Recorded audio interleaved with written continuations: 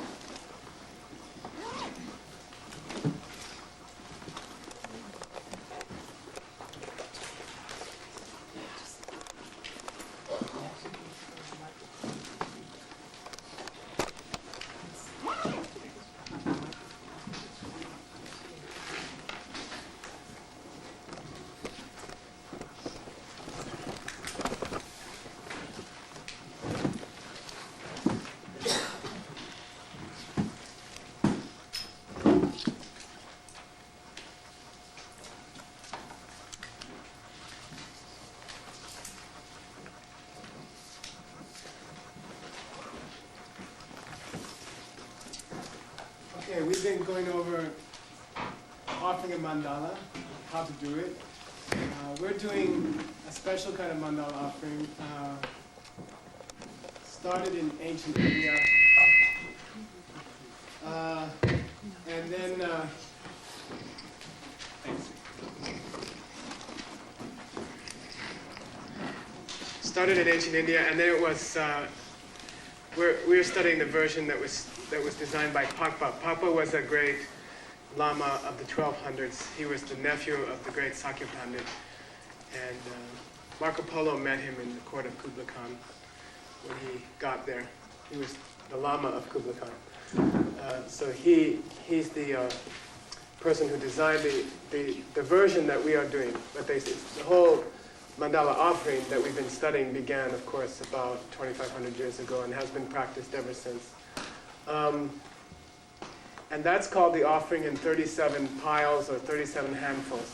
And it's where you're laying down 37 little piles of precious things to represent different parts of the universe. And, you know, it says in the scripture, if you can use gold powder, it's really good, or diamonds, or, you know, whatever you can afford. So we use rice.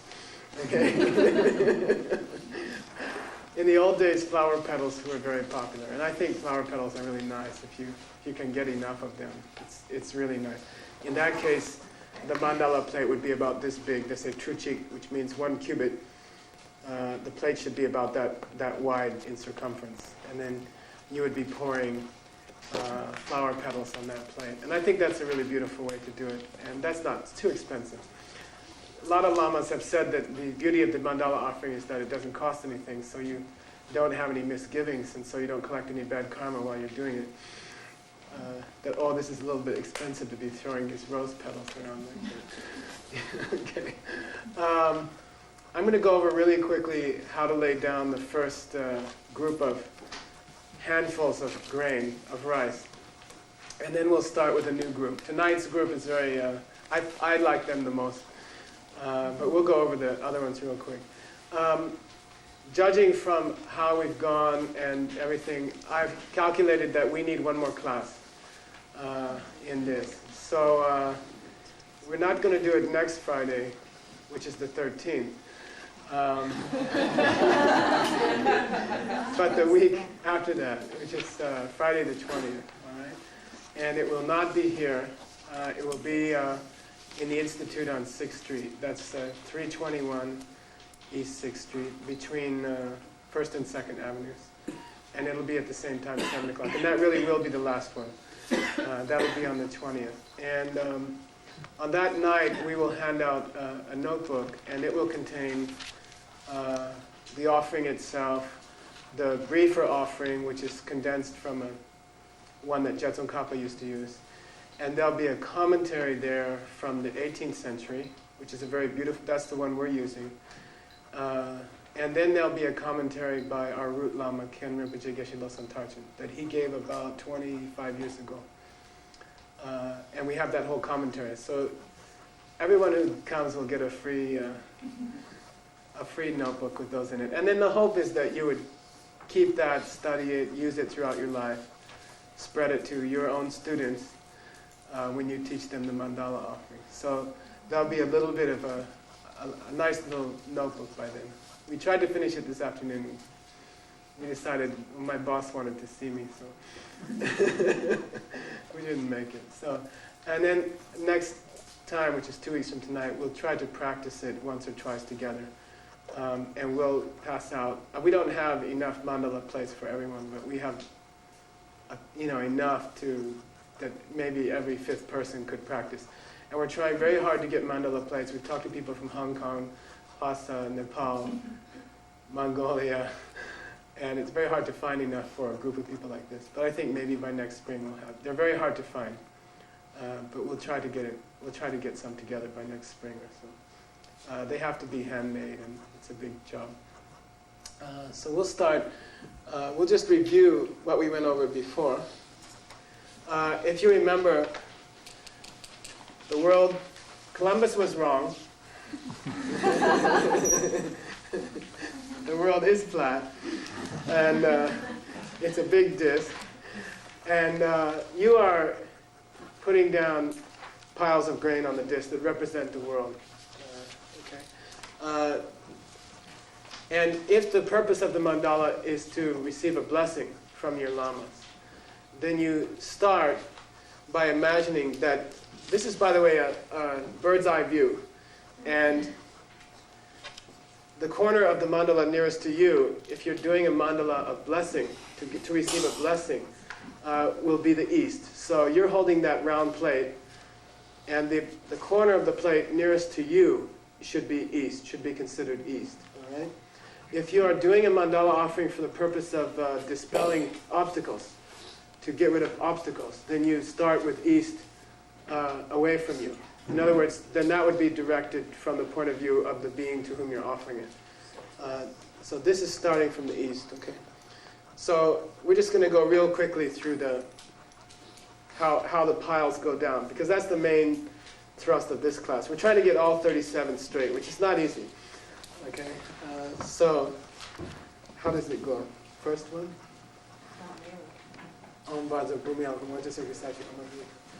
First one is Mount Meru. So in the middle you're dumping one pile. Is that number one? We count that as number one? But what counts as number one? Yeah, that counts as number one, you said? Yeah, the whole process of making. You said. You did say that. We got it right here. Oh yeah, I read it. I looked at that a lot. Okay. So is it the whole process of saying it, and circling the Iron Mountains and putting the mountain, and that's one? And then two is the beginning of the continent? Yeah. They count number one as Mount Meru, okay, in the system of Muchu. Okay. you've already done, that's a preliminary, when you wipe it and you do the outer iron gate, okay? So this is the mountain at the center of the universe. It's 360,000 miles high, something like that, okay? And then you start from the east with these, by the way, there's all these,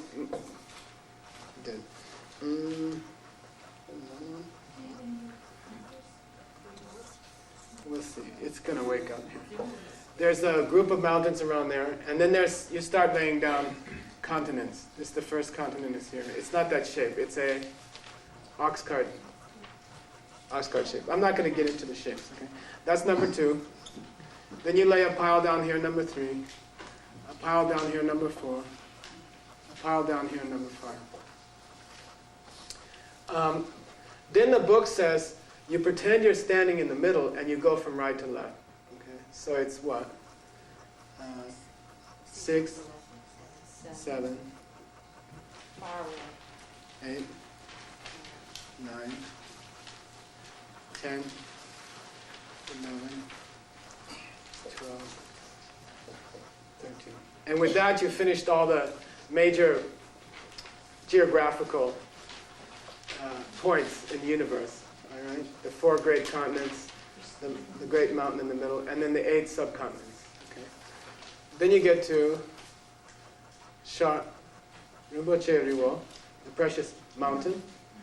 Okay, so on top of each island or each continent, you're going to dump some kind of incredible object. And the first one here is a mountain of jewels, which is number what? 14. And then over here, Baksam Gishin, wish-giving tree. Okay. By the way, it's on top of them. Okay, that's 15. Baksam Gishin. Duja Ipa, a wishing cow. Okay. Mama Pai Loto, crops that grow by themselves. Here.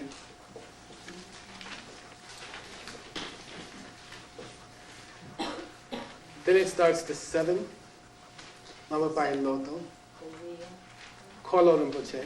Okay. And you set that down where? To the east. So now you've got the precious wheel, which turns out to be a UFO. Okay. It's a huge spaceship, really, described in the ancient texts, and it can carry thousands of people to other continents and drop them off. It's colored gold, right? And you visualize jillions of them in the sky over that island. Okay, Independence Day, right? So that's what, 18? 18. Okay, so I'll put it here. Okay, 18. Kolo Rinpoche, Noble Rinpoche, precious jewel, lights up the world. Kolo Rinpoche. Then Sumo Rinpoche, the precious queen, over here. Lots of queens in the sky. Okay. Sumo Rinpoche. Lumbo Rinpoche, the precious minister, sometimes called the precious householder. Okay. Lumbo Rinpoche. Then precious elephant, which goes here, right? Wait. Is it? Okay. Between east and south. Okay. 22 here. Precious elephants all over the sky. Big Dumbos. 23 here. Which is what? Tacho Rinpoche. Okay, the precious horse. Okay. Over here. General. Makpan Rinpoche, the precious general. And then Huge, the golden vessel. Dejemboy Bumpa. Okay? A huge vase from which you can get anything that you dream of. And I think, is that where we stopped? Yeah. Okay. All right. So that's so far you have 25 piles. And we're going to try to finish the 30. We'll see how far we get. I don't know. We still have one night. Okay. The next part of the Tibetan say, Gemoma. Gemoma. What's your text say? Gegma. Gegmo. Okay? And this is just an oral tradition, okay? It's just a tradition of our lineage that you say Gemoma here. Okay? We don't change the text because that's the way it was written, but if you go to a major monastery and you listen carefully, they'll say Gemoma. Okay? Say Gemoma. Gemoma. Gemoma. Gemoma. Okay, I'll show you how Dhammabhata describes Gemoma. Geg is a difficult word to translate, but it means posing like in vogue. Okay, you're about to offer 8 beautiful offering goddesses. Okay, 8 beautiful angels, and they're all making offerings.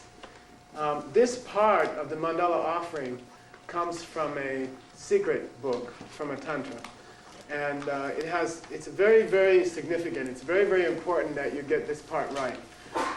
It's not teaching you anything secret, because that's secret.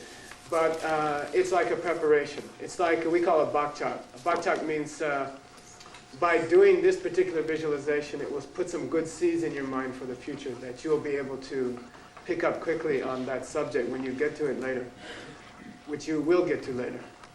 So Gemoma is the first of these 8 offering ladies, and they come from a special book. It's called a Nyanjorkigyu.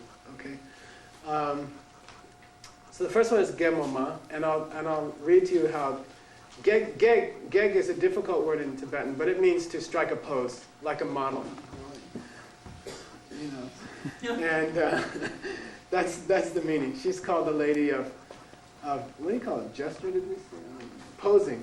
She's like taking poses, and then, you know, you can imagine a photographer going click, click, click, click, and she's like, you know, taking these poses. Okay, I can't do it very well.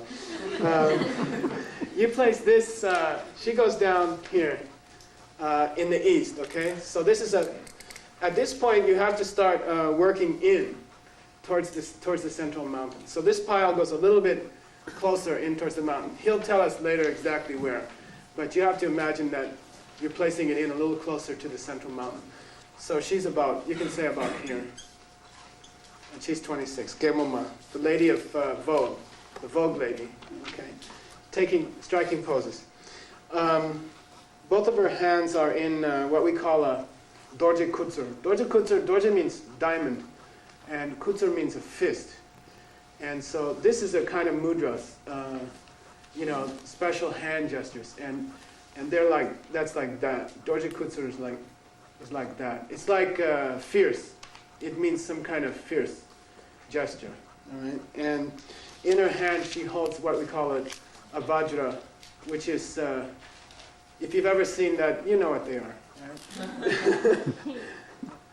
They look like, this is called a dorje tsengapa. I can't do it very well.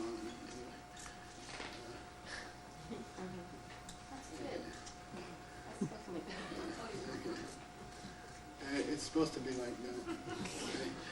And it should have, it's called a 5-point vajra, which means that here there's on each side here is our 4 spokes and 1 tip. Okay, here's a tip, and then there are 4 spokes to the vajra. This is actually the way that diamond crystals grow in nature, and sometimes they double like that. They're called, you know, they dual diamonds. So that's really the shape of a natural diamond. And the name of this instrument is diamond. And it has a deep significance that I can't go into in this forum. Okay, but it means diamond, and it's actually the shape of a natural diamond crystal. Okay, 2 octahedrons back to back, a twin crystal. Okay, and it has a lot of meaning. So she has, it says here that she has in each of her hands one of those dorjes in a fist. She's holding it. She has it in her. They're a little bit bigger than that. Okay, and she's holding it like this. And then it says Nyambitsu Gizimba. Nyamba means Yeyun, and Nyambitsu means she's like striking poses, like. Okay. And it says her head is often, a little bit off to the left, her left. Okay. She's like, posing like that. All right. Don't be shy when you do this one. All right. By the way, her body color is white. All right. When you do these offering goddesses, don't be shy, and make them really, really beautiful. They are enlightened beings. They're not like you or me. Okay, they're not. They don't have guts. You know, they don't have intestines and little intestines and stomachs and things like that. They're made of light. Okay, and it's no problem for them to be different colors. And their bodies are it's physical matter, but it's some kind of very, very subtle physical matter. And it's also sometimes called a rainbow body. But it's not like, you don't have to think that it has the limitations of our bodies. Our bodies are a result of virtue because we are humans and we're in a Dharma class. But from the point of view of their lifespan, or their shelf life, they are evidence of our past inability to practice Dharma. You know, we were not able in the past to collect enough goodness, and that's why we have to have a body like this. This body has to get old. You have to shuck this body off. This body is made to get sick.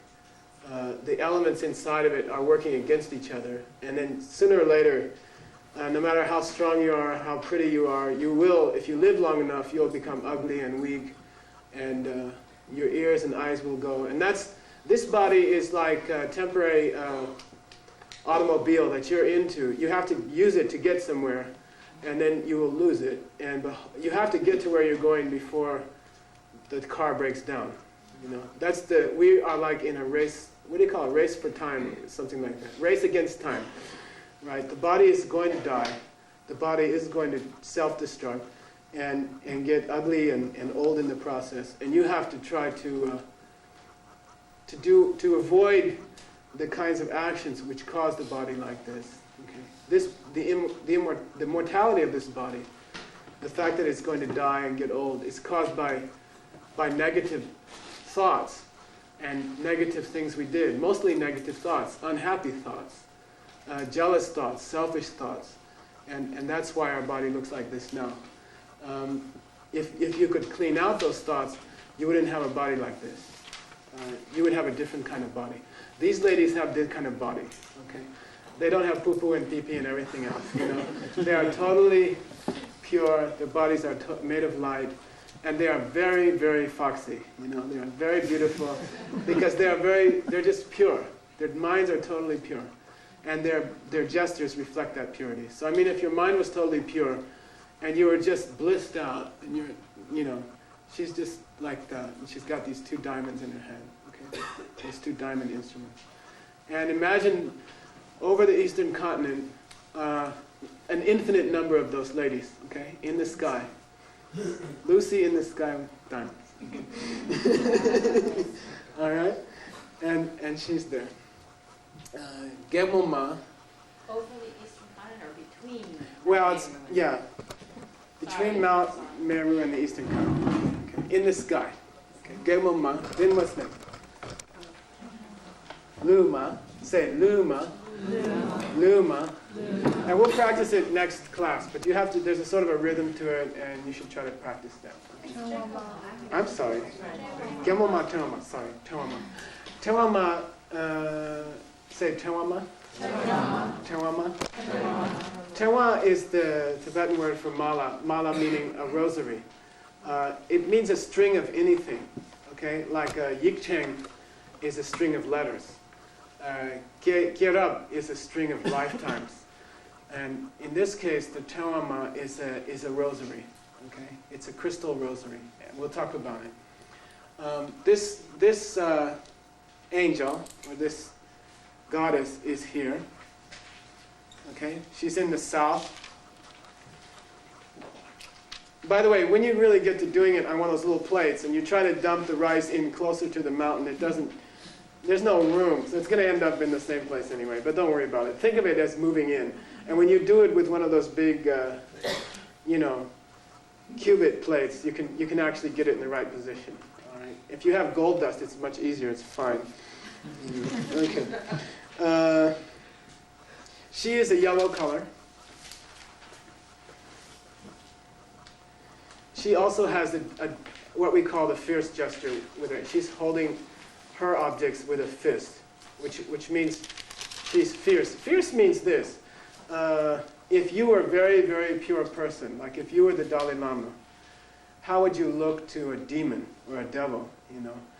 I mean, when the devil or a demon or evil spirit or whatever you want to call it, when an evil being looks at the Dalai Lama, that being sees as someone very, very nasty and rough and fierce and scary. Because that Dalai Lama's job is to eliminate evil. So to something negative, something totally pure would look very, very fierce and frightening. The more pure your mind becomes, then the more frightening you look to your mental afflictions. Like, if you ever get some kind of compassion in your heart, then the jealousy who's getting pushed out of your heart sees compassion as really something very fierce and frightening, and something that's about to come and destroy it, you know, like Terminator, you know. And to jealousy, compassion looks like that. So that they use these formats to represent those meanings. So she has this, she's holding her object with a fist. She has two rosaries made of diamonds. Okay, the beads are diamonds, big old hunky diamonds. I'd say about 6 carats each, probably. Okay, and she's like that. Okay, she has those two rosaries at her. They say at shoulder level. Okay, so she's like that. Okay, sometimes people translate it and as the lady of the garlands, and you see some Hawaiian lady with. She's not like that. She's tough. Okay. And they say that you can imagine that she is giving tantric initiations. Okay? She is granting people secret empowerments. Okay, like that. Okay. Next place, where do you guess? Okay, we'll go west. And here you say Luma. Say Luma. Luma. Luma. Luma. You kind of stretch it out. Okay. Number what? 28. 28. This mandala's getting crowded. Luma means the lady of song. Lu means song. She's playing song. And she's described like this. She's markya. Markya means pink color. Like her body is pink. She is playing a golden instrument. Biwang means like a lute or a guitar, okay? And she's playing on that. You have to imagine that at the top of the guitar, there's another diamond, okay? There's one of these vajras. So you can think of it as a half vajra, forming the tip of the neck of the guitar. You know, sometimes on violins they put that little curvy thing. So instead of that, it's just a vajra. It's a diamond. Okay, it's this diamond going out of the end of the biwang, of the lute, or this. Okay, and the text says dila tsumba. Tsumba means she's not like playing this nice soft song. She is like, you know,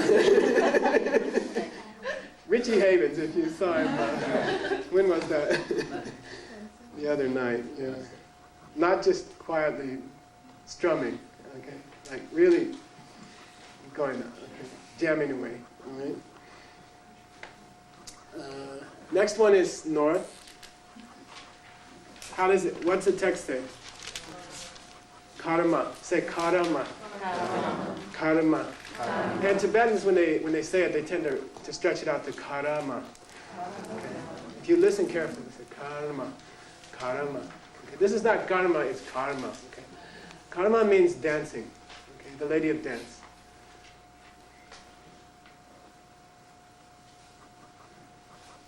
These are all in the sky. All in the sky and infinite numbers, okay? By the way, just a personal note, and this is not in the text, I'm not making up new Buddhism, not allowed to.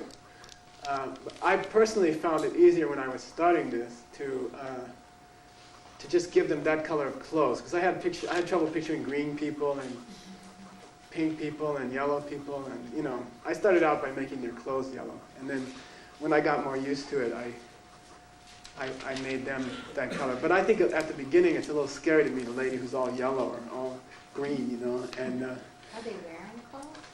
Yeah. There, text doesn't say, but I'm sure they're usually wearing some kind of silk. Okay.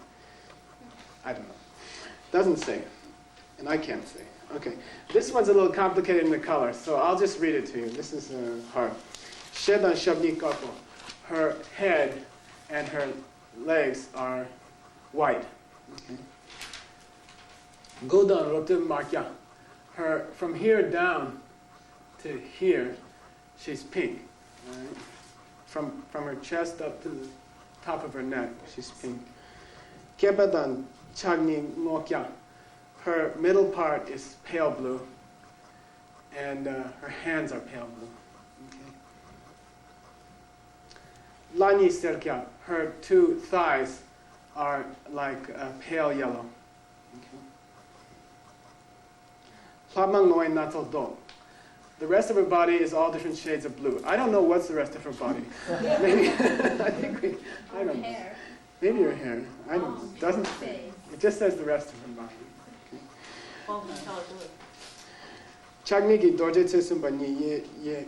She has vajra, which has 3 points. So you knock off 2 of the points if you want to do it perfectly. And she's holding them like that. And it doesn't say what gesture she's using, but maybe like that. And with the right one, she's doing a dance, and the right vajra is here, and the left one is like this. Okay, all right. Looks like a Scottish dance, I guess. All right. And then they say, don't forget to do zillions of them in the sky. Dinesh Sharpo. The next one is down here, it says.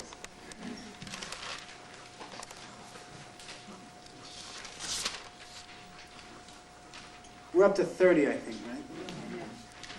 Okay. Say metogma. Metogma. Metal means flowers, and metogma means the lady of flowers, the angel of flowers. Are we going closer in, or is it?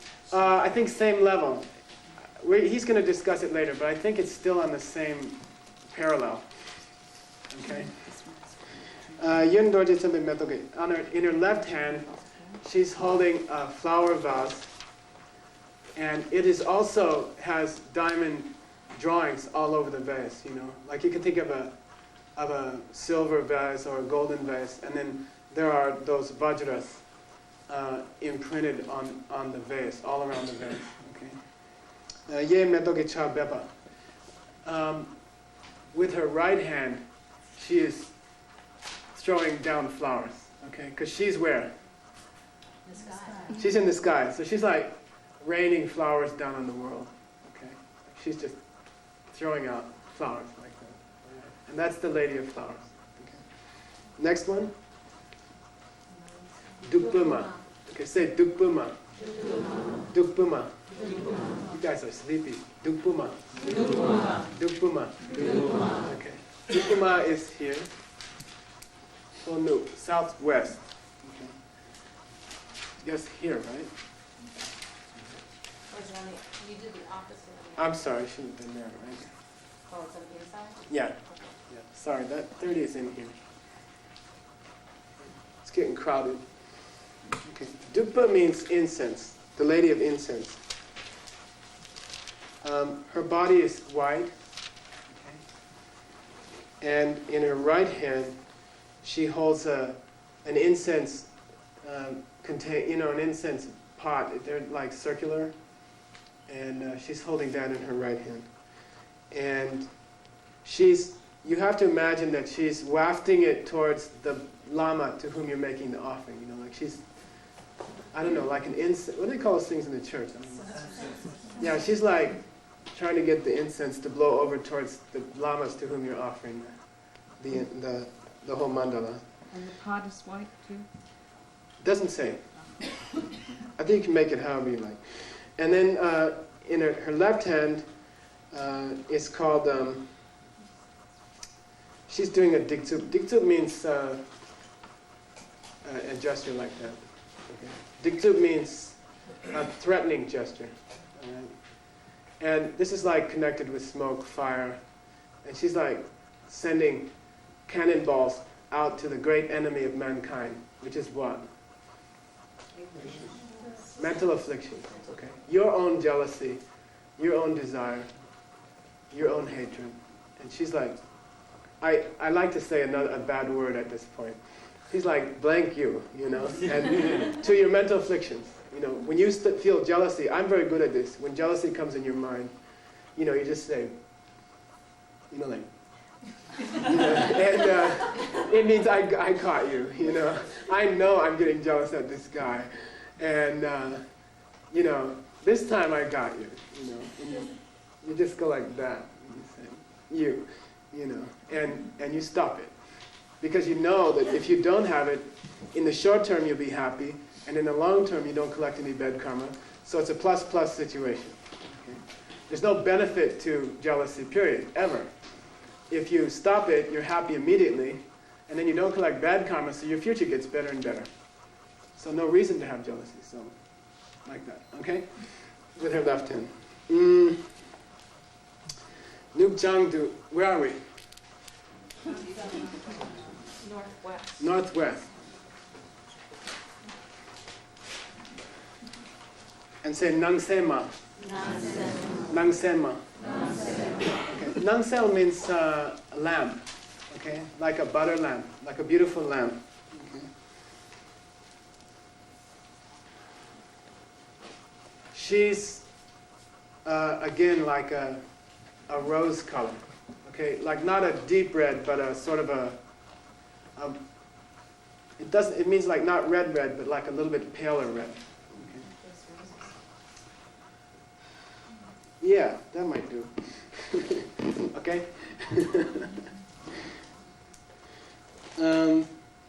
With her right hand is in a fist.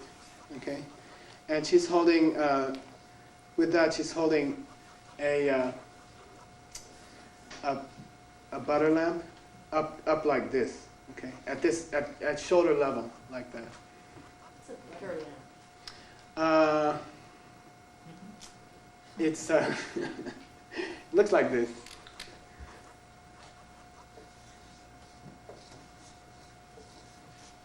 And it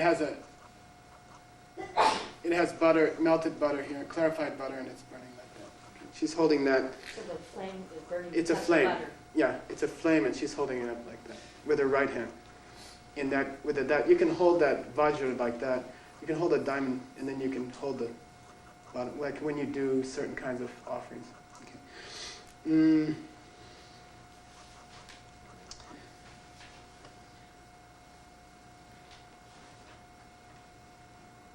I'm sorry, one more.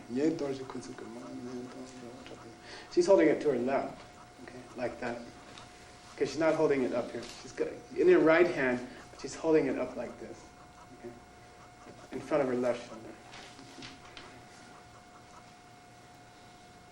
And with her left hand, she's making this. So she's like this, okay.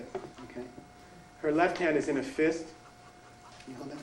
Her left hand is in a fist, and it's like this, and her right hand is like that. We call nune zimba, like that.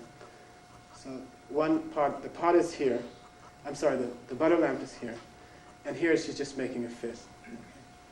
Like that. Where's next? Northeast. Northeast, okay. 33. Say Chichama. Chichama. Chi means scented and Chap means water, so it means perfume. The lady of perfume, the lady of fragrance. Okay. It says here she's all different colors. All right. Her body is like a rainbow of colors.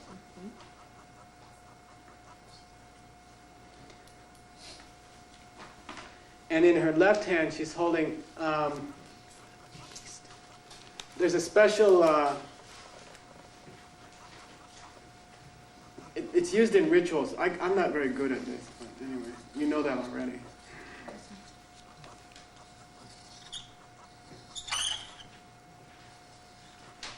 Okay. it's a conch shell, okay, a conch shell. And this is used in rituals sometimes. And then you fill the conch shell with this perfume water. Okay? So she's not using like a cup for the perfume. She's using a conch shell for the perfume. And that's in her left hand. The conch shell is in her left hand. You can think of the point of the conch going out and the butt of the conch up against her palm. And she's holding it like that to her chest. Okay?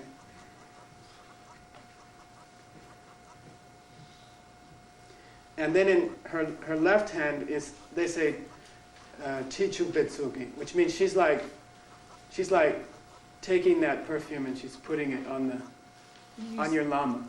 Okay? She's like, I guess it would be cologne, right?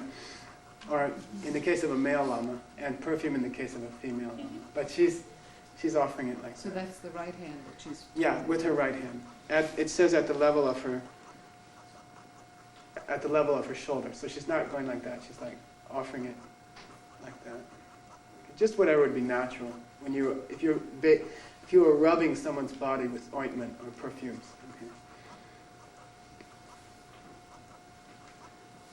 And then he makes a note here that between the secret book where these ladies came from and the system of the Sakya Lama Pakpa, the lady of the flowers and the lady of the incense seem to be reversed.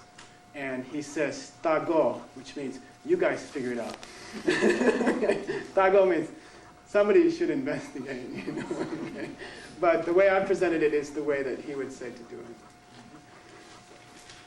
it. With that we finished, how many offering goddesses? 33. How many offering goddesses? Oh, sorry. Okay, 8. 8. Yeah. And imagine them, try to think of them as having those kinds of bodies. Very, very, bodies which reflect the purity of an enlightened mind. Okay. Now we have... What's the color of Nirvana and Dukpama? we didn't do it, huh? Let me check. Dukpama is white. I think Metoma is yellow. Metoma is yellow.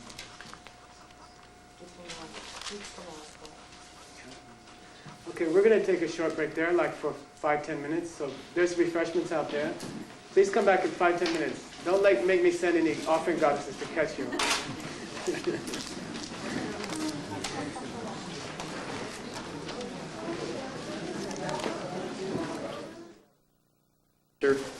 Which will take place at 6th Street at the regular time.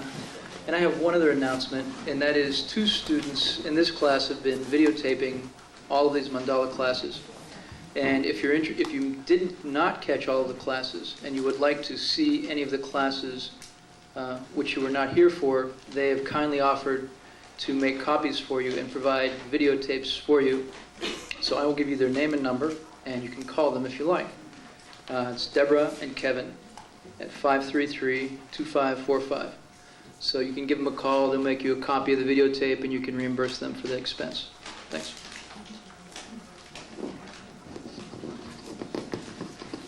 I just want to, we're going to have a straw vote here.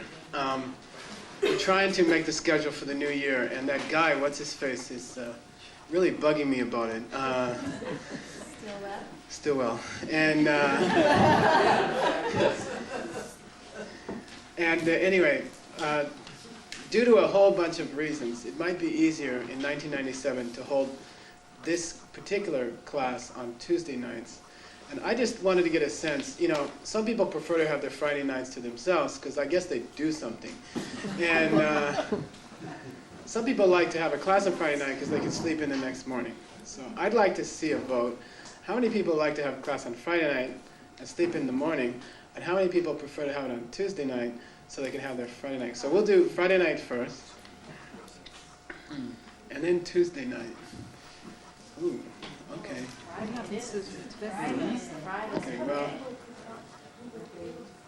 how many people would not come? No, you can't ask that.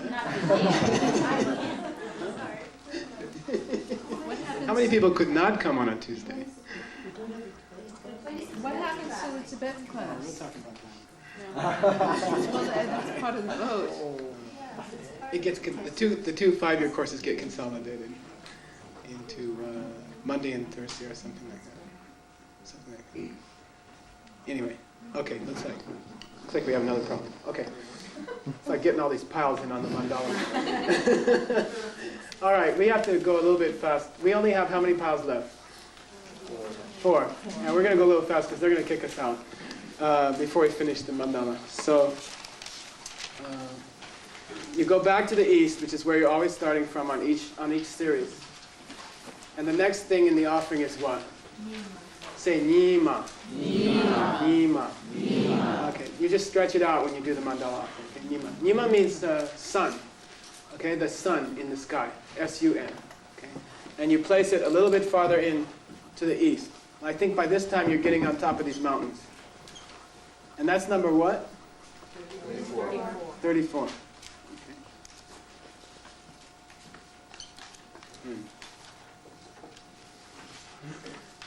And I'll describe the sun to you in Tibetan scripture, Sanskrit scripture. It is made, there's 2 kinds of crystal, and the sun is made of fire crystal. It's a thing called fire crystal.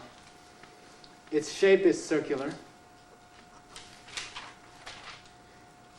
It is 51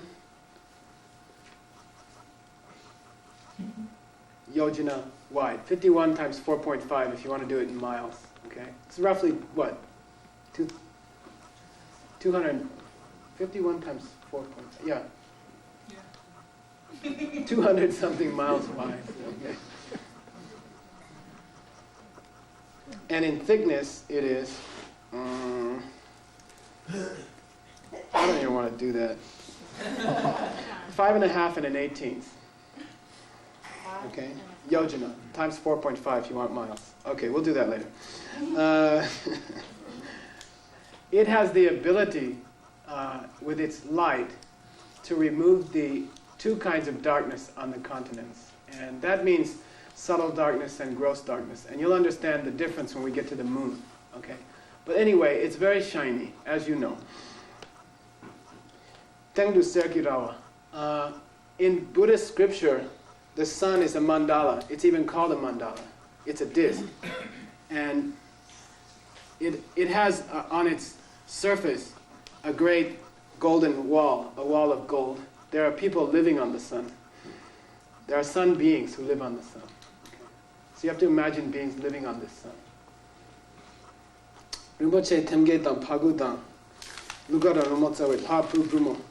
The beings living here are divine youths, boys and girls, having a very good time. All right, and the scriptures go into a lot of detail here, and there are pools. There are like pleasure pools here. People go and play in the pools together. They sing a lot. They play a lot of music. They hang out in this beautiful area inside the wall. It's like a wall around it. And it says, like it's a disc, and they're on top of the disc, and the wall goes around like this, and inside the wall are all these, and the houses are made of bricks, and the bricks are made of emerald, ruby, sapphire, okay, not just plain old New York bricks. Okay. Maybe we can change them. And they live like, and there are these staircases that go down into the pools, and they're also made of bricks of jewels. Okay? The bricks are made of jewels.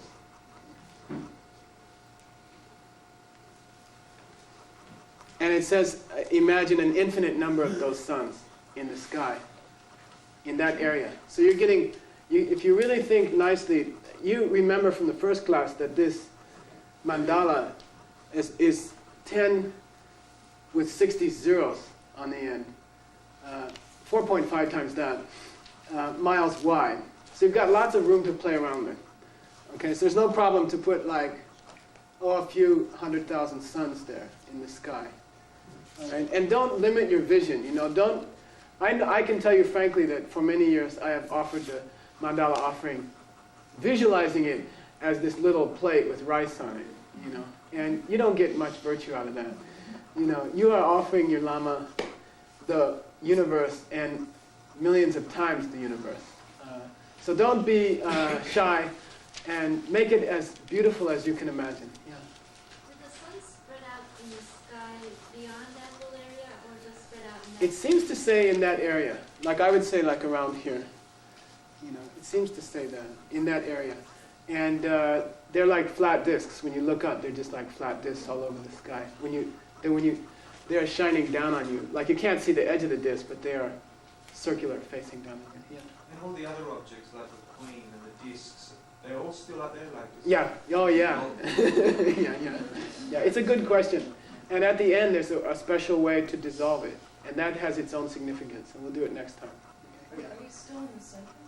No, you have not been in the center, but I was just describing how these would be laid down right to left, meaning right to left from the center point of view. Okay. That was just the explanation of why they say right to left. Like if you read in a book right to left, you might go right, left, but it's not like that. Right and left from the point of view of the center. Right and left in tankas is always from the point of view of the being in the tanka, which is a little confusing sometimes. So where do you imagine this? From where do you imagine this? Oh, you're holding it in your hands. So I'm So you're imagining about the universe 10 as the person outside of it. Yeah. Okay. Yeah. And, okay, I have one more. So then if you're in the center, You're not in the center. no, but when Yeah. you talk Oh, about yeah. from the center, Yeah. it's like you would think the front is facing us and the back is, as opposed to I'm in the center this way or in the center the way you're standing. You're holding it in your hands, but when I only said from the point of view of the center, not because you're located in the center. No, I realize that. Yeah, but just because you're. Otherwise, right to left doesn't make sense. You know? Okay, it's right to left from the point of view of someone standing on Mount Meru, but you are not standing on Mount Meru. You're holding the whole universe in your hand. Okay. Next, you say dawa. Okay, say dawa. Dawa. Dawa is over here to the. Now here it breaks the pattern, so be careful. Okay, it's not going around in a circle anymore. It's east and then west. Okay, so dawa's over here, and I always got this confused.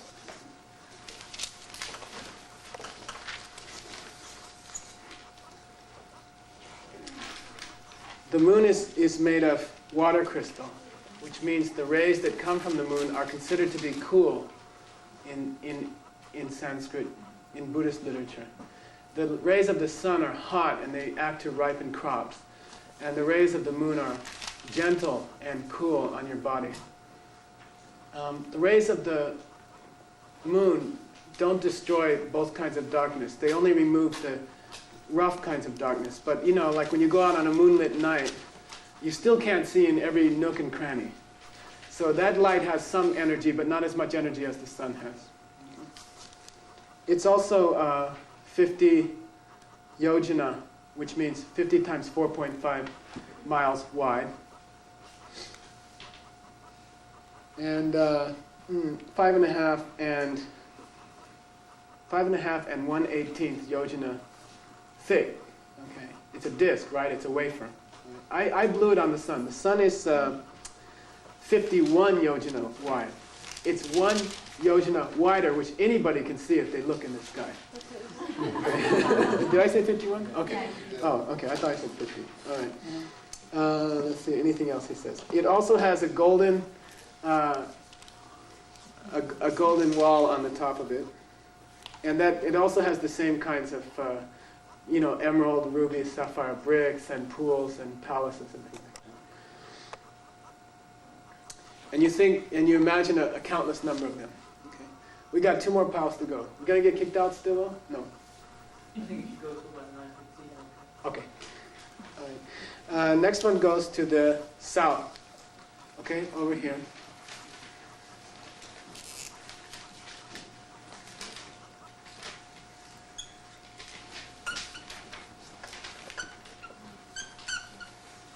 That's at 6, okay? No, doesn't count. Okay, and we're still in the sky over it's not over the continents, but we're still in the sky. Okay, you're not laying things down on the mountains. They're still over the mountains. Okay? What are these mountains made of, by the way? Do you remember? They're gold, and this mountain around the edge was made of iron. Okay, cool. Here you're supposed to imagine Rinpoche Duk. Okay, Rinpoche Duk means an umbrella. Okay, a parasol, huge. Okay, and these were like often used by royalty, emperors, to protect themselves from the sun. And that's the meaning of Duk. It says it's a white color. The material is a white color. The handle is made of a jewel, like precious jewels. The what do you call it? The ribs are made of gold. And there's how an umbrella there's a little knob at the top. That's Indranila, which means sapphire. Okay. And it has mutegi chunchang. It has pearls. You know how there's sometimes a trim around the outside edge? That's made of pearls. That whole trim is made of pearls. Okay. And you're supposed to imagine a countless number of them in the sky over that area, okay, to the south. Now we're on to the last pile. All right. The last official pile. There'll be some more. Okay. Gold. This pen is dead, but this is 37. Okay.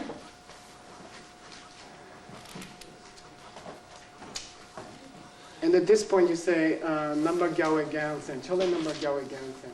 Say chole, number gyawe gansen.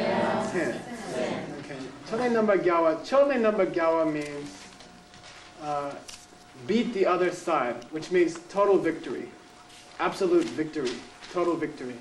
And the typical victory in Buddhism is what?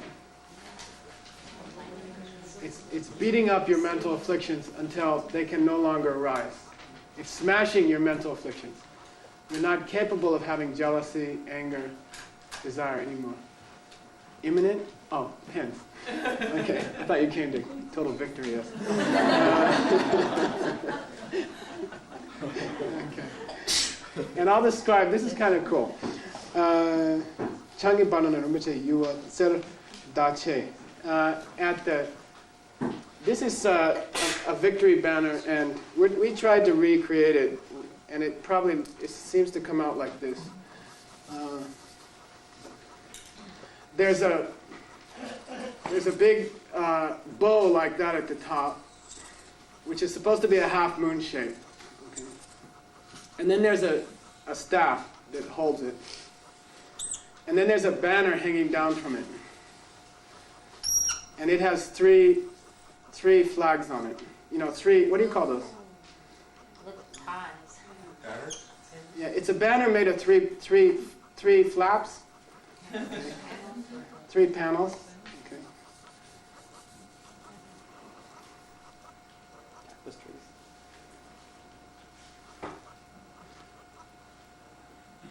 this. And here at the top is a diamond. Okay. At the top of the banner is a diamond.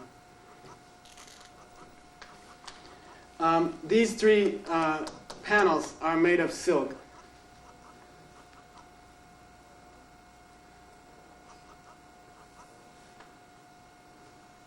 And they're supposed to have little golden bells hanging from them. And those golden bells are making some beautiful tinkling sound, some very beautiful sound. Okay. Little bells hanging on the ends of the flag. Okay. On the ends of the tongue of the flag.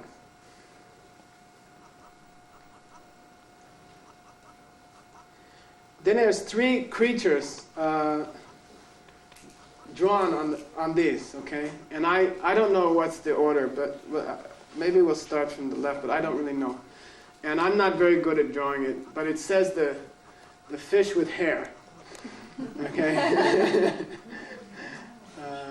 And I don't know if you've ever seen it, but I think it's maybe like a catfish. It has these long tendrils coming out of its out of its face like that. It's a special fish. Okay? And all of these animals have meaning in the higher teachings. Okay? In the middle is it's a special animal called a shakara, sometimes, and it means like a crocodile, like a very fierce water monster. Okay? In the we're going to put it in the central panel because I'm not sure where. And in the third panel is marked with a lion that has 8 legs.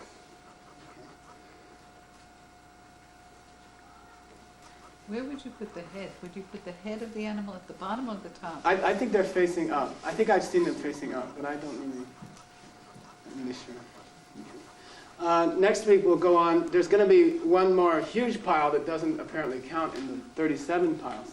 We finished 37, right? Yeah. Okay. And where was that one? It was over here. Okay, so you're making a cross at the end, all right? It's no longer a bunch of circles. At the end you're doing here, then here, then here, then here, okay? And then at the very, very end, you're going to dump all the possessions of the universe in the middle, but we'll get to that later. That's a big job. Okay. And again, the meaning of mandala, does it matter that the world is shaped like that? Do these ladies really exist? What's going on here? I mean, you have to, it doesn't really matter. That's not the point, When His Holiness speaks, they're always asking him, do you really think the world is flat? It doesn't matter. It's not the point. The point is that you're imagining every sweet object in the universe that you might offer to your best girlfriend, which is your Lama. Okay? I mean, your Lama is you're supposed to have a crush on your Lama. And your Lama is like, if you really study Buddhist philosophy well, and you take it to heart, it will start to change your life. Your life will start to become like a fairy tale. It'll start to become like a science fiction novel. Amazing things will start to happen to you. And as they start to happen to you, the natural reaction is that you think of your root Lama and you're just grateful. This person taught you what you needed to know to have these things happen to you. There are infinite philosophies in the world. They are like, try to imagine a big building like the Potala Palace with 1,000 rooms in it. And you could have wandered into any one of those rooms. And 999 of them don't work very well. 999 of those rooms, philosophical rooms that you could have wandered into, don't work very well. You've wandered into one room that really works. If you try it, if you meditate, if you practice, if you study especially about emptiness, you can actually adjust your reality. Things will begin to change. You can make life become a paradise for you, and you don't have to believe me. You just try it, and it will start to happen if you're practicing with a pure heart. Things will start to happen, and as they start to happen, the natural reaction is you start to feel very grateful to the person who taught you that, to the person who turned you on to that. So I always say that the mandala offering is like a thermometer of a barometer of your practice. Like it's a indication of how well your spiritual life is going. If you are impelled beyond the reasons of your own financial ability to go to this lovely Lama and present them with everything you have, as a natural reaction, I'm not saying, bring money next time.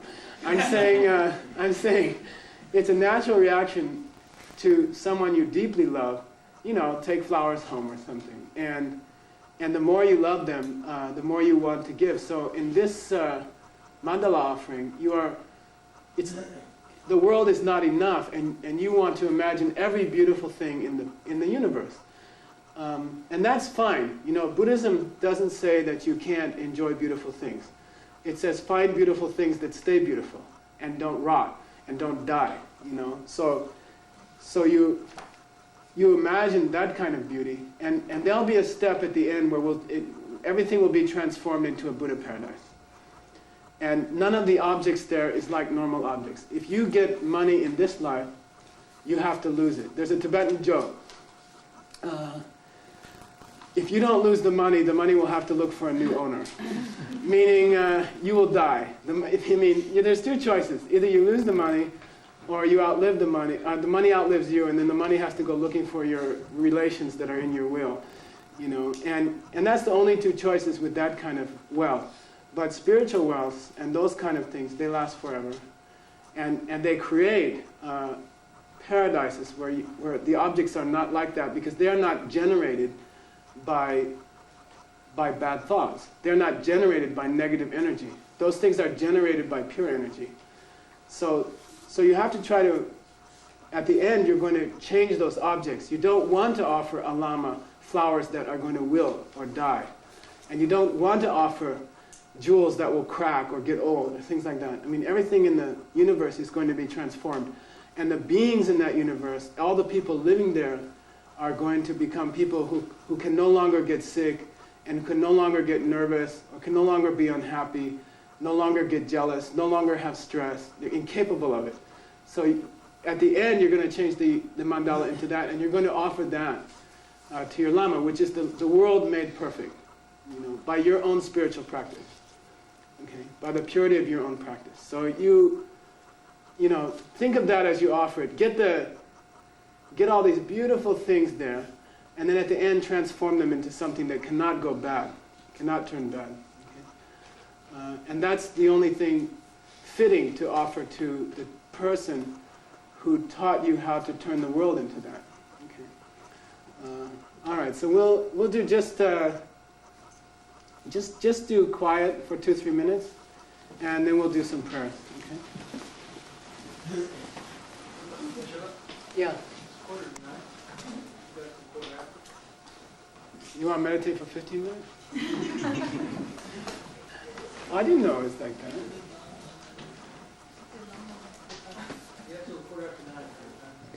I suggest we just meditate for 10 minutes. And I'll let you out early. Okay. So we'll meditate for 10 minutes. Try, just close your eyes. Try to remember as many of the things we talked about tonight. Bring them up in your mind's eye, and then offer them to the highest spiritual teacher. Like the Dalai Lama. If you're not into Buddhism, offer it to Jesus, Moses, whatever. Doesn't matter. Try to imagine some kind of try to imagine the things we talked about tonight for about 10 minutes. So take your time, make them really nice, and then offer them, okay?